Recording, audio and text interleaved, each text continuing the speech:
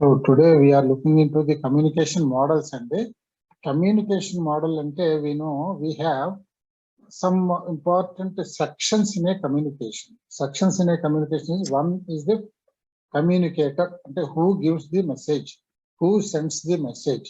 We ఏమంటాము sender or communicator or source of information. ఇక్కడ నుంచి కమ్యూనికేషన్ వచ్చే సోర్స్ అన్నమాట.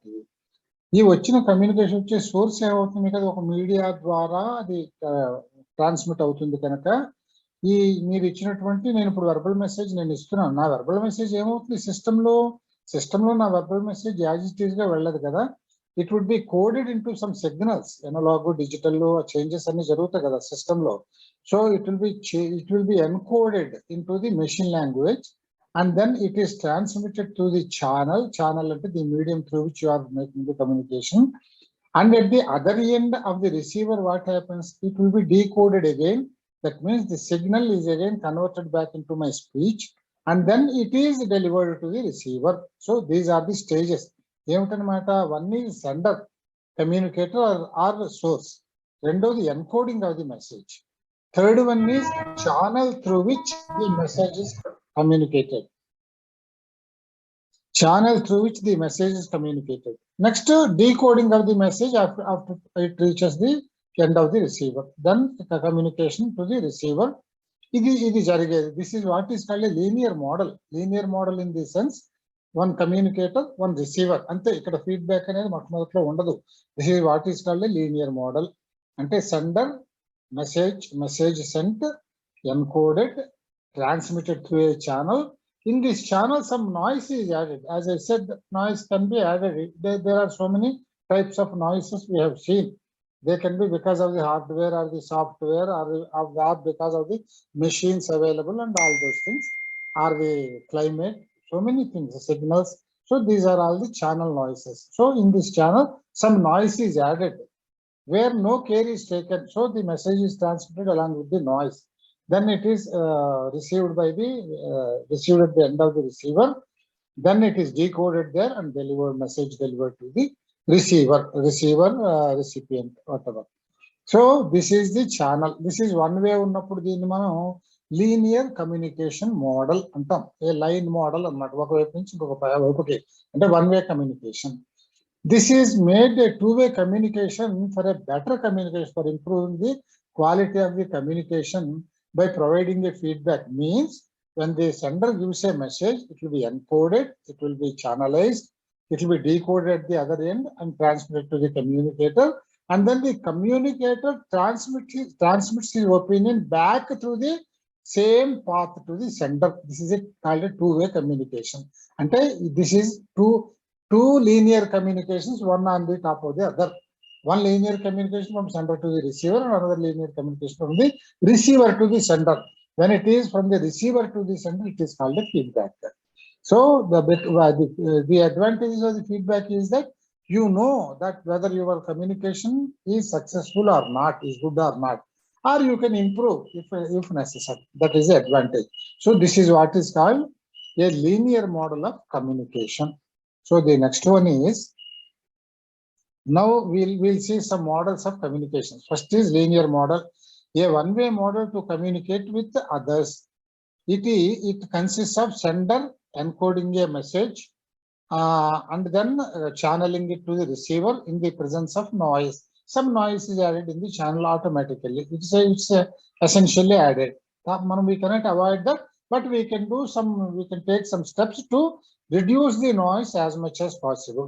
And in the most ultra modern equipment, we can even totally remove the noise also. The linear model presumes that there is a clear-cut beginning and ending to a communication. It does not involve any feedback from the receiver. As I said, in a linear communication, it is only a start and end communication type. That is one-way communication. Communicator sends and the receiver receives. It stops there. That's done. So it does not involve any feedback. This is what is called a linear model of communication. So what is the example for this? Writing a letter. When you write a letter, there will be no feedback. Your letter is issued by the communicator. I send an email to you. That's it. There's no feedback involved here. Next, I text a message. I send you an SMS. then there also there is no feedback mechanism. So here there are only one sender and one receiver.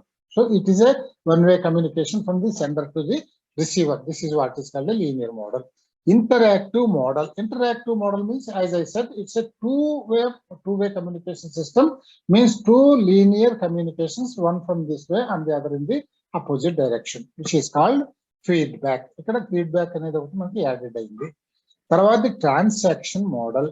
ఈ transaction model అంటే ఏమిటంటే it envisages people connected through a communication or engaged in a transaction. Transaction అంటే ఏమిటంటే ఒక business వాళ్ళిద్దరికి మధ్యన ఒక deal జరుగుతూ ఉన్నది అన్నమాట. ఇక్కడ ఈ communication it is shaping a deal between the two parties, the receiver and the sender. It recognise each to be a sender receiver. ఇందాక మనం ఫీడ్బ్యాక్ అన్నప్పుడు ఏమంటాం మనం దాన్ని, ఒకటి మెసేజ్ పంపిస్తే ఇంకోటి ఫీడ్బ్యాక్ ఇస్తాడు, రివర్స్ మెసేజ్. ఇక్కడ మనం సెండర్ రిసీవర్ అనే అడ్రస్ చేస్తాం. Is the sender and the receiver is the man who receives the message and he will give only feedback and the message transmitted to him by the sender. అయితే ఈ transaction model అంటే ఏమిటంటే here both the people become receivers and both the people become senders. Means it is not just a feedback from the receiver to the sender of the message. When a sender sends a message and when they are involved in a transaction, say where there is a deal or some agreement is going to be concluded between these two people, this man just does not give a feedback. He adds his comments on that. He adds his terms to that agreement.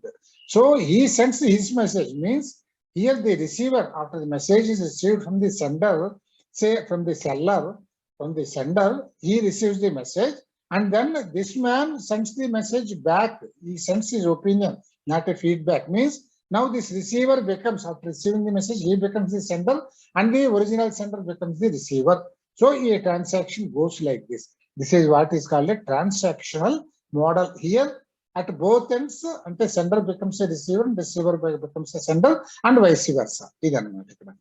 It also recognizes that all parties involved are affected by communication.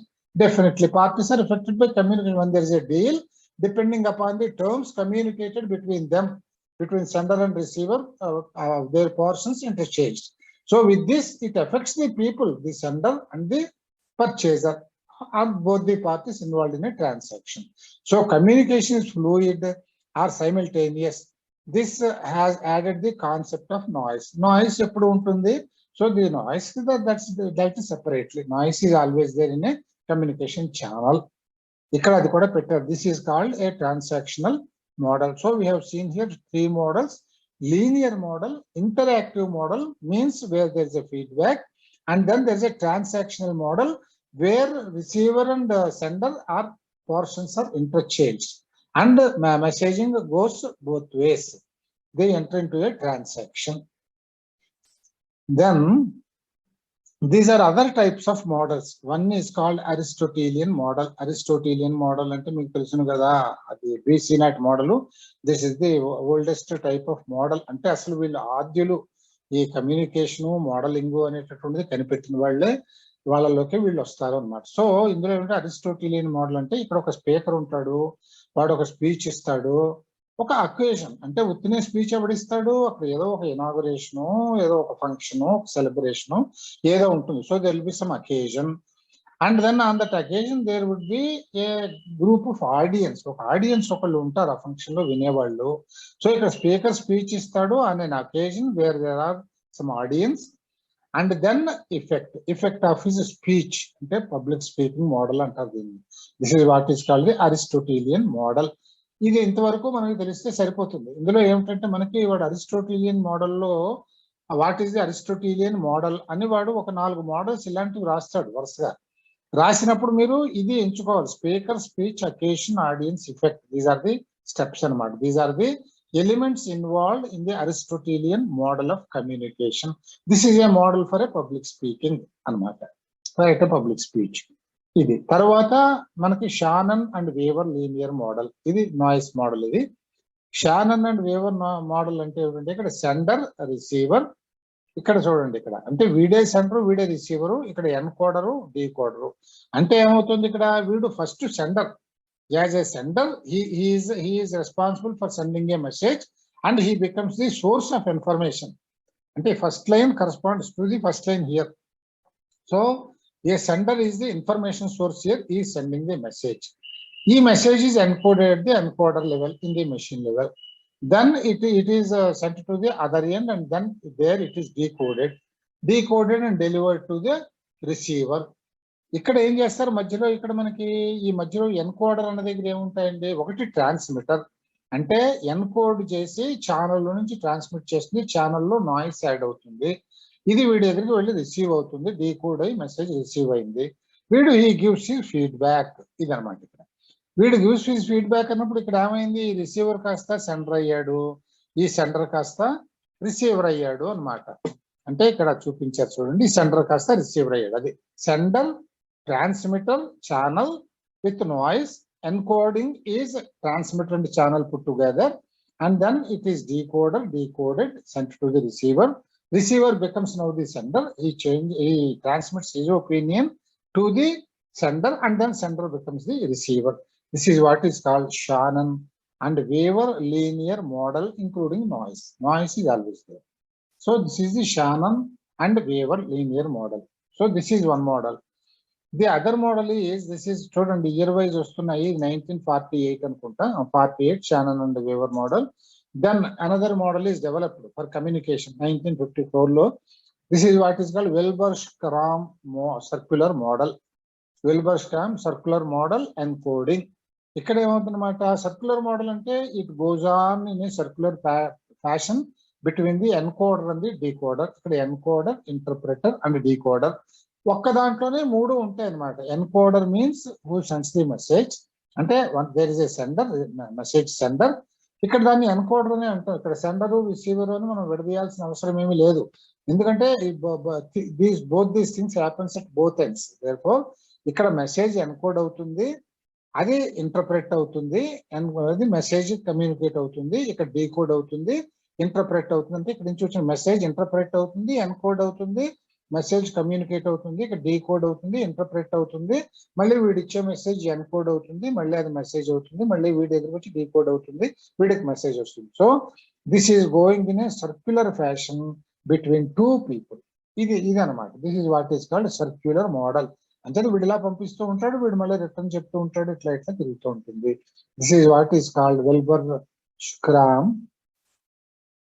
Wilbur-Schramm circular model, encoding model అని అంటాం. ఇది ఇంకొక model అన్నమాట. తర్వాత 1960లో ఇది latest model actual గా. This is what is called Berlo, దీని సైంటిస్ట్ పేరు Berlo. It is an SMCR model అంటారు దీన్ని. SMCR అంటే ఎస్ అంటే సోర్స్, మెసేజ్, ఛానల్, రిసీవర్ ఉండేటటువంటి ఈ 4 స్టేజెస్ కదా. సోర్స్ అంటే sender, message that is the content, and then C is the channel, what happens in the channel, అది. తర్వాత R అంటే రిసీవర్. ఇక్కడ ఇందులో వీడు ఏం చేస్తారంటే సోర్స్ ఎన్కోడ్స్. ఈ ఎన్కోడింగ్ లో ఏమేమి విషయాలు ఇక్కడ ఉంటాయి. సోర్స్ అంటే ది సెండర్, వీడి దగ్గర ఏమేమి ఉండాలి, వీడి దగ్గర ఉండాల్సినటువంటి క్వాలిటీస్ ఏమిటి, వీడి దగ్గర ఉండేటటువంటి ఎలిమెంట్స్ ఏమిటి అని అంటే, వీడికి కమ్యూనికేషన్ స్కిల్ ఉండాలి, యాటిట్యూడ్ ఉండాలి. ఎందుకంటే మనం కమ్యూనికేషన్ చేస్తున్నాము అంటే we wish that to be received in a positive manner by the receiver. We send a message only to convince him or to say him something or some transaction. Ante kada. So it should be in a convincing manner. So he should possess a good attitude. Then he should have good knowledge. Ante to draft the communication, to prepare the communication and to communicate it, he should have good knowledge. Then social system means ఇక్కడ social system అంటే మనం పంపించేవాడిని బట్టి వీళ్ళ religions మారచ్చును, వీళ్ళ society cultures మారచ్చును. So ఎదురువాడి ఏ విధంగానూ కూడా please అయ్యేలాగా వాడి సోషల్ సిస్టమ్ అనుసరించి కమ్యూనికేట్ చేయాలి. likewise culture also. So these are all the things which this fellow should have, and these are the same thing which the receiver also should have. వీడి కూడా కొంత portion ఉంటుంది కదా.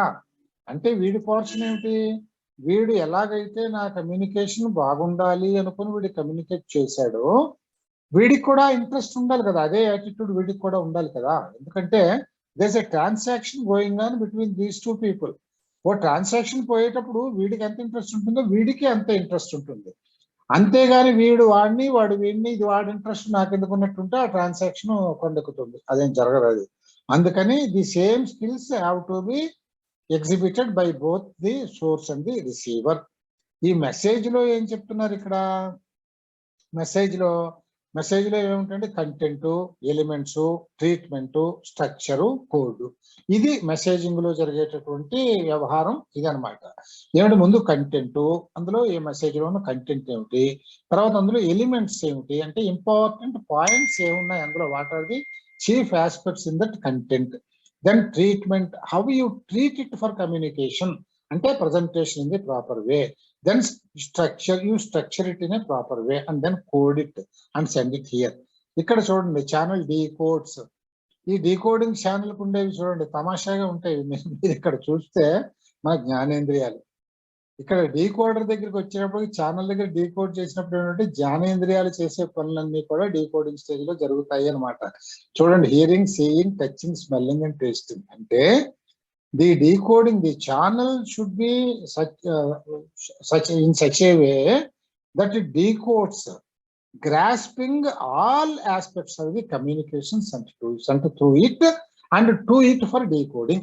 Idanamata anchata it has the all senses, it's all its senses should work. Ante ee communication lo undetatuvanti anni జ్ఞానాల్ని కూడా అది గ్రహించి సరిగ్గా decode చేసి వీడికి ఇవ్వాలి. వీడు మళ్ళీ with these same skills this receiver should receive the message and give his feedback.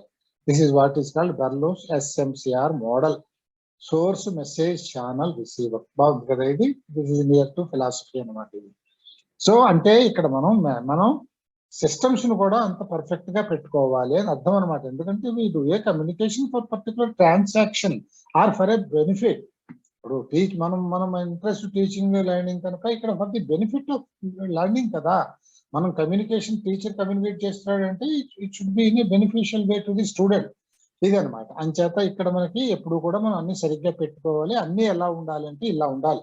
Source, message, channel and the decoding after the channel transmission, then the receiver. వీళ్ళు ఇలా ఉండాలి అని చెప్పి ఇక్కడ చెప్పారు అనమాట. This is called Berlo's SMCR model. నేను మీకు ఇలాగే ఇంట్రడ్యూస్ చేయగలను. ఇంతవరకు మనకు పరీక్షలు తెలిస్తే సరిపోతుంది. In case you want to understand much in detail, very simple. మీరు టైం స్పేర్ చేయాలి అంతే. మీ వర్క్ మీరు చేయాల్సిందే. ఎందుకంటే ఇప్పుడు ఈ బెర్లోస్ SMCR మోడల్లో ఒక 50 రకాల బొమ్మలు వేస్తాడు వాడు, డయాగ్రామ్స్ 50 రకాలు చూపిస్తాడు. వీటన్నింటిలో most common model the central point of it తీసుకొని నేను చూపిస్తున్నాను మీకు. ఇవి ఇంకా 4 రకాలుగా రాస్తాడు, 4 రకాల బొమ్మలు వేస్తాడు, ఏమేమిటో చెప్తాడు. దీని చాలా లిటరేచర్ ఉంటుంది. సో అదంతా మనం చదవలేము. అదంతా చదివితే ఒక టాపిక్ కూడా అవ్వదు, చదవం మనం. అది అనవసరం కూడా. మన view of our examination system మనకు అనవసరం కూడా. మనకు కలిసింది బెర్లోస్ SMCR మోడల్ అని ఇచ్చినప్పుడు మనకి ఇది గుర్తు రావాలి. ఈ స్ట్రక్చర్ మనకి గుర్తు రావాలి. ఈ రకంగా 4 stages, source, message, channel decoding and then receiving, ఇవి కావాలి మనకి. ఇందులో ఏవి ఎలాగా ఉంటాయి అనేది మనం చూడాలంటే వాడు అడగచ్చును. అంటే the channel or decoding happens in a Berlo's SMCR model as అని 4 ఆప్షన్స్ ఇస్తాడు. అందులో ఒకటి hearing, seeing, touching, smelling, testing అంటాడు. అది మనకు గుర్తు రావాలి. Yes, this is Berlo's SMCR మోడల్లో ఛానల్లో జరిగే పని. Channel should be capable of doing like this అని గుర్తు రావాలి.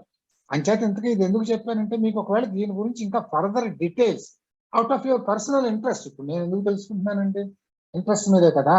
నేను చదివాను ఇవి, అవన్నీ మీకు చెప్పడం అనవసరం, అక్కర్లేదు పరీక్షకి. కానీ మీకు కూడా పర్సనల్ ఇంట్రెస్ట్ ఉంటే మీరు జస్ట్ నెట్లోకి వెళ్ళి బ్రౌజ్ చేయండి, బెర్లోస్ అని కొట్టండి చాలు, ఇది వచ్చేస్తుంది. పెద్ద చాప్టర్ వస్తుంది, మీ ఇష్టం వచ్చినంత డీటెయిల్స్ మీరు చదువుకోవచ్చు అనమాట. ఇక్కడ బెర్లోస్ అని కొట్టేస్తే చాలు మీకు వచ్చేస్తుంది. ఇవన్నీ చాలా పాపులర్ మోడల్స్ అనమాట ఇవి. And this is the latest model also అది. So this is what is called Berlo's SMCR model.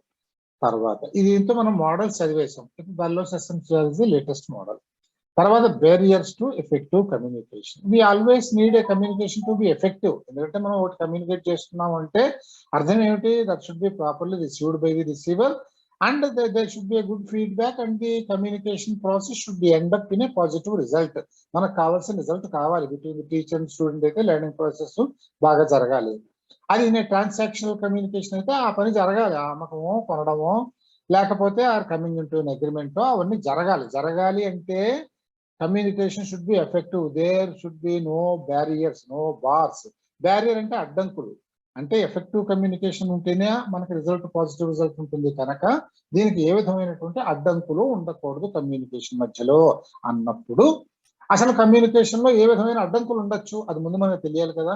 ఏ విధమైన బ్యారియర్స్ ఉండొచ్చు అంటే ఏ విధమైనటువంటి డిస్టర్బెన్సెస్ ఇన్ కమ్యూనికేషన్ ఉండొచ్చునో అది మనం తెలుసుకుంటే వాటిని ఏ విధంగా మనం ఓవర్కమ్ చేయాలి అనేది మనం చూసుకుని we ensure that our communication goes in an effective manner, perfectly effective manner. So what are the barriers to effective communication means anything that prevents the receiver from receiving and understanding the message is called a barrier. First of all, what is a barrier?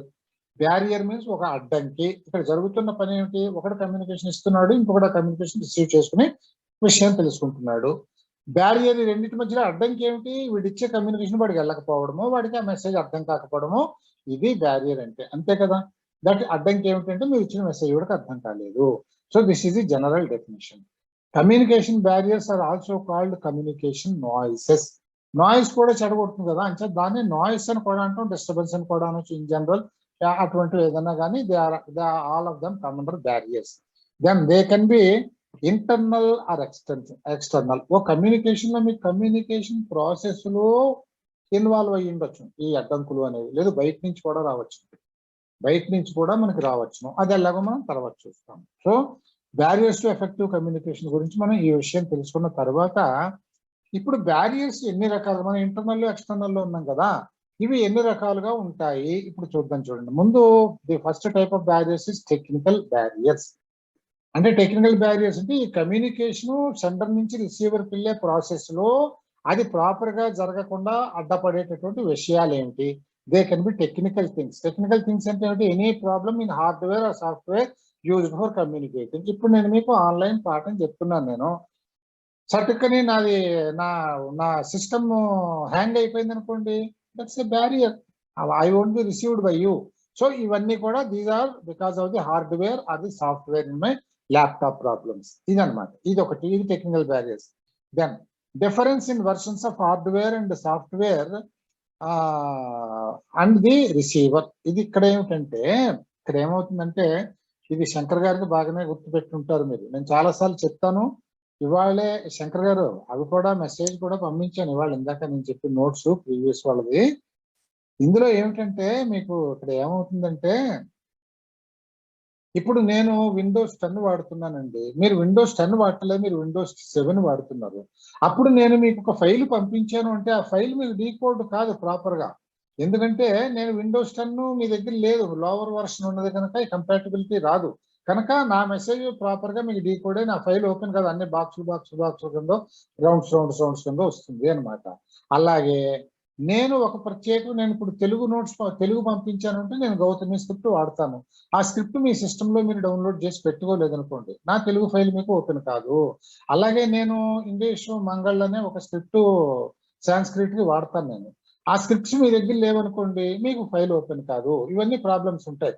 అయితే ఈ problems overcome అవడానికి మనం ఏం చేస్తామంటే దాన్ని picture mode లో పంపిస్తాను. అందుకే నేను మీకు సాధారణంగా ఈ వర్డ్ ఫైల్ కాకుండా, అంటే typed file as it is word pattern లో కాకుండా దాన్ని పిక్చర్ మోడల్, అంటే పీడిఎఫ్ అంటే పిక్చర్ మోడల్ కదా, అంటే పిక్చర్ మోడల్లో పంపిస్తే ఏమవుతుందంటే ఇంకా వీటితో ఏం సంబంధం ఉండదు, నా ఫోటో పంపిస్తే మీరు చూసినట్లే.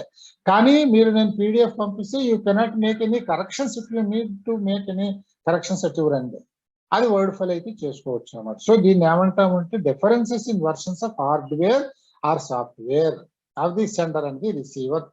పంపేవాడికి తీసుకునేవాడికి మధ్యలో versions of the hardware or software తేడా వస్తే కూడా అది ప్రాపర్ గా కమ్యూనికేషన్ జరగదు. దట్ బికమ్స్ ఎ బ్యారియర్, నా ఫైల్ మీకు ఓపెన్ కాదు అనమాట. Then improper knowledge of technology among the sender and the receiver. తర్వాత ఇద్దరికి కూడా కంప్యూటర్ లిటరేట్స్ అయ్యి ఉండాలి, ఎలా వాడుకోవాలో తెలియాలి. అది ఎలా వాడుకోవాలో తెలియకపోతే ఎంతకని ఎదరవాడు చెప్పగలుగుతాడు. చెప్తాము, చెప్పినా కొంత రిసీవర్ కూడా తెలుసుకోవాలి కదా. అంచేత between sender and receiver they must be aware of using the technology properly. దాన్ని నాయిస్ అనేటటువంటిది యాజ్ వి సెడ్ దట్ ఇది ఆల్రెడీ మనం చదివాం. నాయిస్ ఏ విధంగా రావచ్చును అంటే it can be internal or external, they can be technical are they can B physical, ఇవన్నీ ఉంటాయి అన్నమాట. ఇవి noises. Then these are all the technical barriers. Now let us see the physical barriers. Physical barriers అంటే location of the sender and the receiver. ఇది మనకి ఎక్కువ జరుగుతూ ఉంటుంది. ఎందుకంటే ఈ లొకేషన్ లో ఒక్కొక్క చోట సిగ్నల్స్ రావు. సిగ్నల్స్ రాకపోతే ఇప్పుడు నాకు నా వాయిస్ మీకు షాగ్ అయిపోవచ్చు, మీరు ఏమైనా అడగదలుచుకుంటే మీ వాయిస్ నాకు షాగ్ అయిపోవచ్చు. So the communication fails. మీరు ఏం అడుగుతున్నారో నాకు తెలియదు, నేనేం చెప్తానో మీకు తెలియదు. So this becomes this happens on account of the location where the signals are weak. Suppose that is the problem with location. So this is a physical barrier. మీరు సిగ్నల్ ప్రాపర్ గా వచ్చి సిగ్నల్ టవర్ రీచ్ లో ఉండేలాంటి location లో ఉంటే the communication is good. Then problem with audibility in verbal messaging. అంటే ఏమిటనమాట ఇది problem in audibility అంటే అప్పుడప్పుడు మనకి ఆడియో ఫెయిల్ అవుతూ ఉంటుంది కదా, ఆడియో ఫెయిల్ అవడం లాంటివి అనమాట.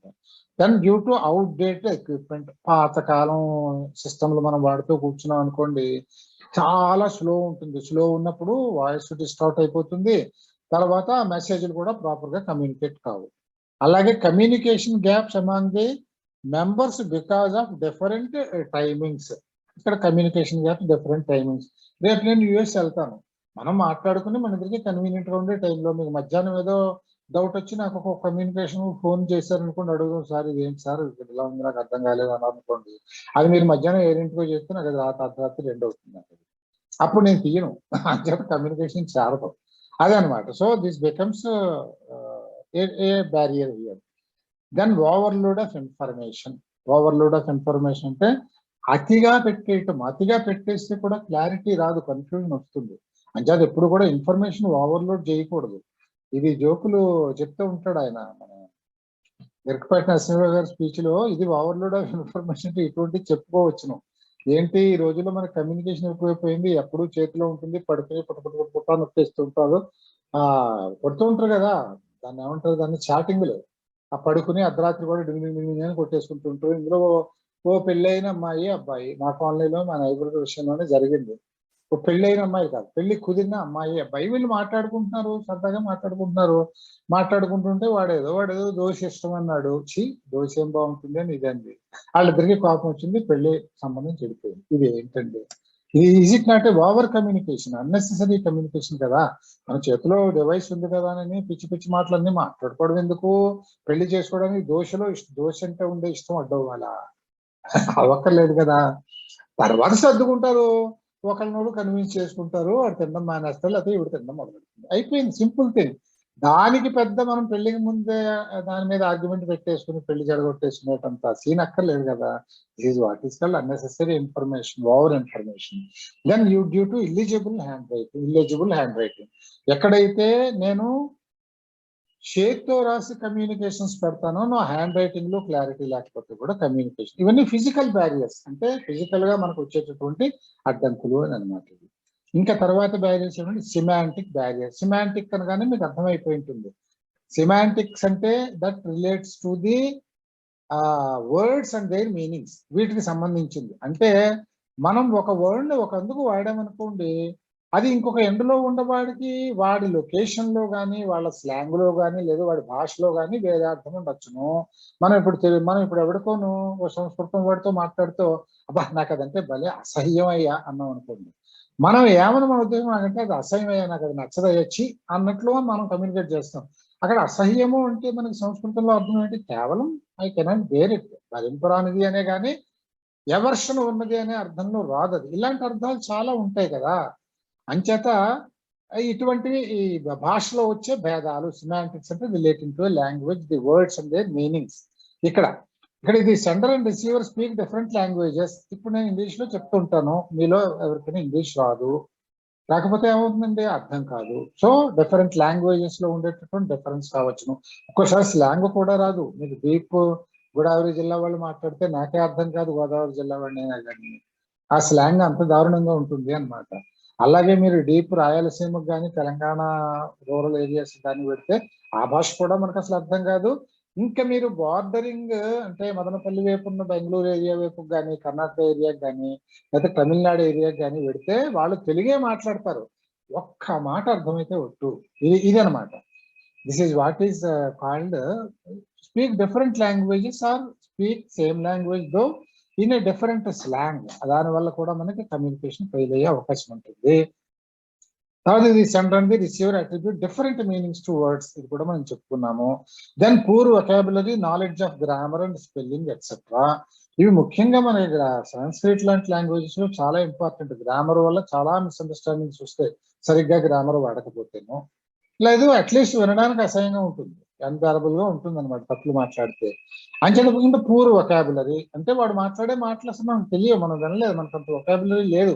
ఇప్పుడు ఒక ఆయన, ఇప్పుడు మనం సాంస్క్రిటే చదువుకుంటుంటే, ఇప్పుడు మన దగ్గర సాంస్క్రిట్ లెక్చరర్స్ ఉన్నారు, ఇద్దరు ఉన్నారు కదా, వీళ్ళు క్లాసులో పాఠం నిజంగా సాంస్క్రిట్ లో చెప్పడం మొదలు పెడితే దే ఆర్ సాంస్క్రిట్ లెక్చరర్స్. వాళ్ళు నిజంగా సాంస్క్రిట్ లో పాఠం చెప్పడం మొదలు పెడితే ఎంతమందికి అర్థం అవుతుందండి? 90% మందికి అర్థం కాదు. వీళ్ళు చెప్పేది ఇంటర్మీడియట్ గ్రాడ్యుయేషన్ లోనే చెప్తూ ఉంటారు వీళ్ళు. వాళ్ళు ఏదో మార్కుల కోసం చేరతారు, ఎక్కువ మార్కులు వస్తాయని. వాడికి సబ్జెక్ట్ మీద ఇంట్రెస్ట్ ఉండదు, సబ్జెక్ట్ ఏమీ తెలియదు. వీళ్ళు సాంస్క్రిట్ టీచర్ అని చెప్పి నేను సాంస్క్రిట్ లోనే మాట్లాడతాను అని మొదలు పెడితే వాడికి ఏమర్థం అవుతుందండి? ఏం అర్థం కాదు. ఎందుకని? No vocabulary in Sanskrit. వాడికి ఒక మాటలు కూడా తెలియవు. మీరు మాట్లాడే మాటలు చాలా మాటలకు అర్థాలు వాడికి తెలియవు. వాడికే కాదు, ఇప్పటికి వచ్చి నాకు చాలా తెలియదు. ఇలాగే ఉంటుందన్నమాట. అంచేత పూర్ వొకాబులరీ దట్ హ్యాపెన్స్ అండి. ఎందుకంటే మనం ఇప్పుడు సాంస్క్రిట్ తీసుకుంటే దాని టాకింగ్ ఎన్వైరన్మెంట్ అనేది మనకు ఉండదు. మనం ఒక్కళ్ళం మాట్లాడితే ఎలా, ఇంకో ఎదురుకుండా మాట్లాడేవాడు ఉంటే ఇద్దరు అడప తడప అట్లీస్ట్ సాంస్క్రిట్ లో మాట్లాడుకుంటూ ఉంటే 10 మంది, అప్పుడు భాష డెవలప్ అవుతుంది. కానీ మనతో మాట్లాడేవాళ్ళు లేక వాడకపోతే మనకి ఎలాగూ డెవలప్ అవ్వదు. ఆ ఫ్లూయెన్సీని రాదు, వొకాబులరీ డెవలప్మెంట్ జరగదు అన్నమాట. And then technical and specific professional terminology. ఇది మనం ఏమైనా శాస్త్రాలు లాంటి సబ్జెక్టులు మాట్లాడుకునేటట్లయితే తెలియాలి. అలాగే ఇప్పుడు టెక్నికల్ పీపుల్ ఉంటారు. ఇప్పుడు ఎవడో మనం ఇప్పుడు ఈ రోజుల్లో కొన్ని మనం ఆన్లైన్ చేసుకుంటాం. వాడు మనకేమో కంప్యూటర్ ఏదో అయింది, నాదేదో కొంచెం ప్రాబ్లం వచ్చింది, నేను ఏం చేస్తాను, సర్వీస్ సెంటర్కి ఫోన్ చేస్తాను. వాడు సార్ నేను డైరెక్షన్స్ చెప్తాను మీరు చేసుకోండి అన్నాడు.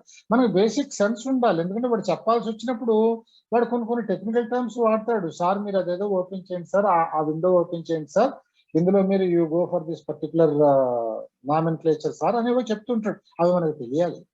ఆ టెక్నికల్ స్పెసిఫికేషన్స్ మనకి తెలియకపోతే మనం ఆన్లైన్ లో పని చేసుకోలేము వాడి చేత. మనకి ఎవడో సర్వీస్ పర్సన్ ఇంటికి రావాల్సి వస్తుంది. That cannot happen. దానివల్ల చాలా టైం పోతుంది అనమాట. So this becomes a barrier. Technical and specific professional terminology తెలియకపోవడం, ఇవి సెమాంటిక్స్ కి సంబంధించినవి. Then organizational barriers. Organizational barriers అంటే ఏమిటంటే డిఫరెంట్ లెవెల్స్ ఆఫ్ హైరార్కీ. ఒక బాసు కింద వాడికి కమ్యూనికేట్ చేస్తూ ఉన్నప్పుడు వీడు ముందు కంగారు పడిపోతాడు. పెద్ద బాసు సిఇఓ లాంటి వాడు వచ్చేసి బేసిక్ లో ఉన్నటువంటి డేటా ఆపరేటర్ లాంటి వాడితో మాట్లాడుతున్నాడు అనుకోండి, వీడికి ముందు కంగారు వచ్చేస్తుంది. వాడు మాట్లాడేది వీడికి అర్థం కాదు, వాడావిలో పడిపోతాడు అన్నమాట. అదొకటి. So this is because of the level difference between the communicator and the receiver. Then lengthy and large number of levels of hierarchy.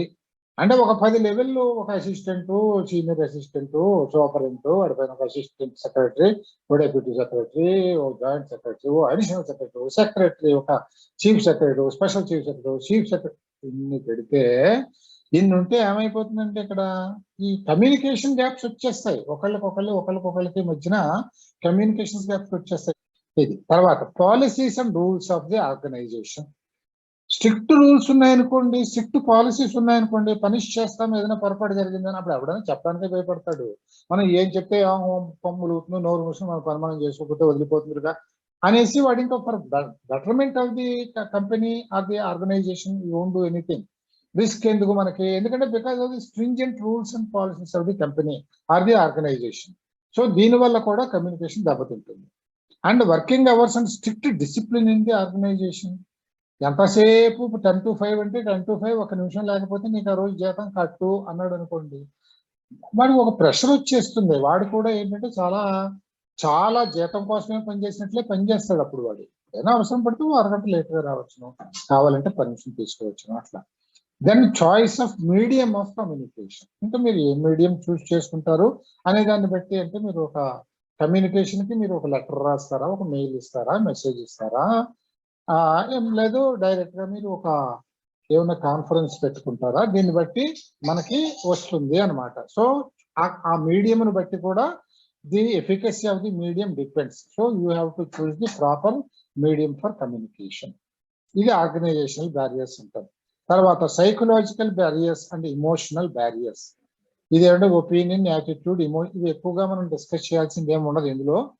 Opinions, attitudes, emotions, interest, attention, participation and mental condition of either the sender or the receiver. For example pre conceived notions, అంటే ఇది depends upon the psychology of the people. Sender receiver ఉంటాడు, ఇద్దరూ proper గా ఉండాలి. ఇందాక మనం బెల్లోస్ మోడల్లో మనం చూసాము, ఇద్దరూ కూడా proper attitudes, proper reception and రిసెప్టివిటీలో ఉంటేనే కమ్యూనికేషన్ బాగా జరుగుతుంది. వీడు ఒక ఫిక్సెడ్ లో ఉండి వాడు చెప్పింది ఎట్టి పరిస్థితుల్లో నేను ఒప్పుకోను అంటే ఇక్కడ కమ్యూనికేషన్ జరగదు. అంటే that means a stringent attitude or a stringent behaviour or a stipulated behaviour or a fixed behaviour, ఇటువంటివన్నీ వీళ్ళిద్దరి మధ్యలో ఉంటే కమ్యూనికేషన్ సరిగ్గా జరగదు. These are called psychological or emotional barriers. Then social barriers, ఇది ఇందాక నేను చెప్పినలాంటిదే. ఇప్పుడు ఒక సొసైటీ, ఇప్పుడు నాకేమవుతుందంటే ఫర్ ఎగ్జాంపుల్ నేను ఇక్కడ ఈ కాలనీ, మా కాలనీ ఉంది, మా కాలనీలో ఒక ప్రెసిడెంట్ ఉన్నాడు. ఆ ప్రెసిడెంట్ ఎవరండి? ఒక వెజిటబుల్ వెంట ఎవరో ఉన్నాడు. కాలనీ అన్నాక అన్ని రకాల వాళ్ళు ఉంటారు, the lowest man to a very senior retired IAS officer అరే మినిస్టర్, మాజీ మినిస్టర్, ఇలా కూడా ఉండొచ్చు కదా. ఇప్పుడు ఇక్కడ కమ్యూనికేషన్ ఏమిటనమాట, ఓ ప్రెసిడెంట్ గా ఎవడో లోవర్ ఫెలో ఉన్నాడు, వాడు ఇప్పుడు has to give some instructions to the inmates of that colony. వాడు మీటింగ్ పెడతాడు, కూర్చున్న వాళ్ళు ఎవరో అందరూ వాడికంటే పెద్దవాళ్ళే, చాలా పెద్దవాళ్ళు కూడా ఉంటారు. వీళ్ళు వింటారంటే వీళ్ళకి కొంచెం ఒక రకమైన అహంభావం వస్తుంది కదా వీళ్ళకి. So this is what we call social barriers. అంటే the status, the social status of the people comes in the way as a barrier in the way of communication అనమాట. తర్వాత కల్చరల్ బ్యారియర్స్. కల్చరల్ బ్యారియర్స్ అంటే cultural గా కొన్ని beliefs కొంతమందికి ఉంటాయి, కొన్ని commitments ఉంటాయి. ఈ కమిట్మెంట్స్ ని మనం గౌరవించలేకపోతే కూడా వాళ్ళకి ఇద్దరి మధ్యన కమ్యూనికేషన్ సరిగ్గా జరగదు. Then physiological barriers. Physiological barriers అంటే ఏముంది, మన శరీరానికి సంబంధించి. ఇప్పుడు నేను పాఠం చెప్తున్నాను, మీరు వింటున్నారు, మీకు వినికిడి బాగుండాలి కదా. మీరు డెఫ్ అయితే కమ్యూనికేషన్ ఏముంటుంది అక్కడ. అలాగే నేను నోట్స్ డిస్ప్లే చేస్తున్నాను, చూడాలి, మీ సిస్టమ్ లో మీరు చూడాలి అంటే మీకు విజన్ ఉండాలి, విజన్ లేకపోతే so impairments, physical impairments. So these are called physiological impairments or physiological barriers అవుతాయి అన్నమాట. అలాగే పర్సెప్చువల్ బ్యారియర్స్. పర్సెప్షన్ అంటే మీకు అర్థమైపోయి ఉంటుంది, అంటే how you visualize a thing. ఒక విన్నదాన్ని కానీ చూసిన దాన్ని కానీ మీరు ఏ విధంగా దాన్ని పర్సెప్షన్ చేస్తారో, మీరు ఏ విధంగా దాన్ని అండర్స్టాండ్ చేసుకుంటారు. This depends upon the person. ఒక్కొక్కడికి మంచి కనపడిన చోట ఇంకొకటికి చెడు కనపడొచ్చును. అక్కడ మనం చెప్పే దాంట్లో మంచి చెడు అనేవి మీకు తెలుసును. ఈ రెండు ఇమేజెస్ అవి రెండు ఒక దగ్గరే ఉంటాయి. Depends on the perception of the person who receives it. వాడికి అది మంచిగా కనిపిస్తుంది, ఇంకోటి చెడ్డగా కనిపిస్తుంది అనమాట. సో ఈ communication, the proper conveyance of the communication also depends upon the perception of the receiver.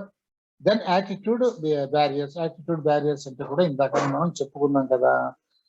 ఇందాక చెప్పుకున్న యాటిట్యూడ్స్ అది పీపుల్ యాటిట్యూడ్స్, వాల్యూస్, వాళ్ళ బిహేవియరల్ ఫీచర్స్, వీటన్నిటి బట్టి కూడా కమ్యూనికేషన్ డిపెండ్ అవుతుంది అనమాట. తర్వాత ఇప్పుడు మనం కమ్యూనికేషన్ బాగుండాలి, మనం ఒక ట్రాన్సాక్షన్ జరగాలి అనుకుంటే, ప్రాపర్ పాజిటివ్ రిజల్ట్ రావాలంటే కమ్యూనికేషన్ బాగుండాలి అనుకున్నాం. కమ్యూనికేషన్ బాగుండాలి అనుకున్నప్పుడు కమ్యూనికేషన్ బాగుండకుండా చేసే వాటిని అడ్డంకులు, బ్యారియర్స్ అంటామని చెప్తున్నాం. ఆ బ్యారియర్స్ ఎలా ఉంటాయో, ఎన్ని రకాలుగా ఉంటాయో ఒక కమ్యూనికేషన్ మనం చూసాం. ఇప్పుడు ఏం చేస్తున్నాం మనం, కమ్యూనికేషన్ బ్యారియర్స్ ఏంటో చూసిన తర్వాత ఆ బ్యారియర్స్ ని ఎట్లా తొలగించుకోవాలి, ఇది ఇప్పుడు మనం చూస్తున్నాము అన్నమాట. Some common methods for removing communication barriers. Knowing the objective of communication and communicating in the desired sequence.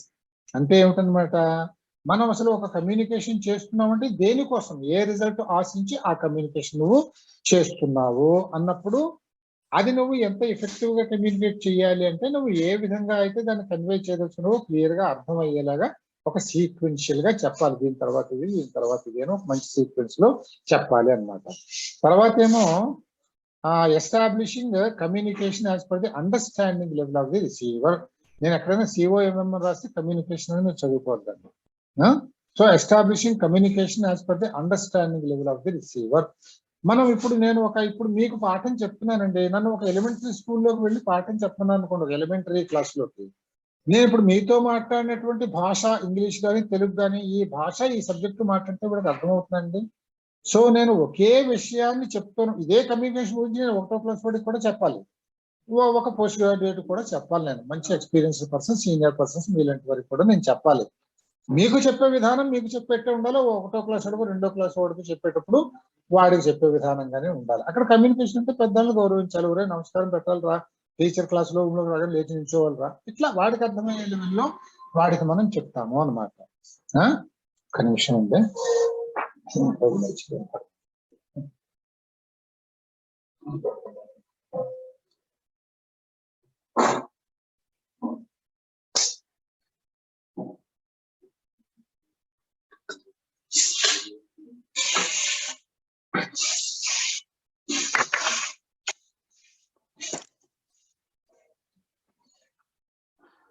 Okay, ఏళ్ళకి ఛార్జ్ అయిపోతుంది, హడావిడిగా వచ్చే యూనివర్సిటీ నుంచి మర్చిపోయాను ఛార్జింగ్ లో తెచ్చుకోవడం, ముందే పెట్టుకుంటా ఒకసారి అంతే. సో తర్వాత ఏమిటంటే knowledge of the language, tone and content of the message. నేను కమ్యూనికేషన్ చేసేటప్పుడు నాకు భాష మీద మంచి పట్టు ఉండాలి.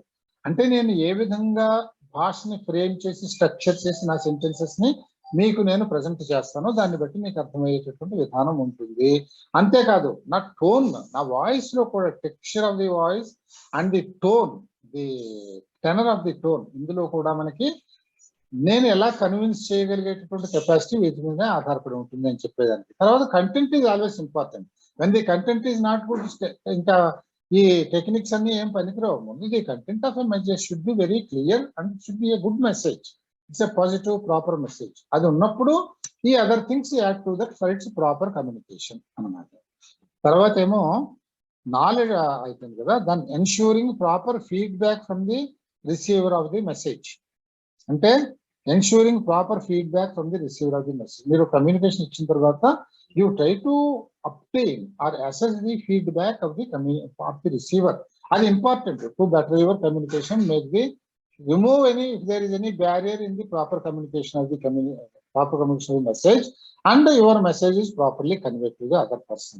తర్వాత developing listening skills. Listener concentrated గా శ్రద్ధగా వినేలా ఉండాలి. ఇప్పుడు నేను పాఠం చెప్తున్నాను, మీరు సీరియస్ గా ఉంటే శ్రద్ధగా నేను చెప్పేది మీరు వింటారు, లేకపోతే ఏం చేస్తారు, నాకు మీరేం కనపట్టలేదు, నేను ఏదో చెప్పుకుంటూ ఉంటాను, మీరు హాయిగా మీ మొబైల్ ఫోన్ లో చాటింగ్ లో మెసేజ్ లో ఇచ్చుకుంటూ ఉంటారు. దానివల్ల ప్రయోజనం ఏముంది?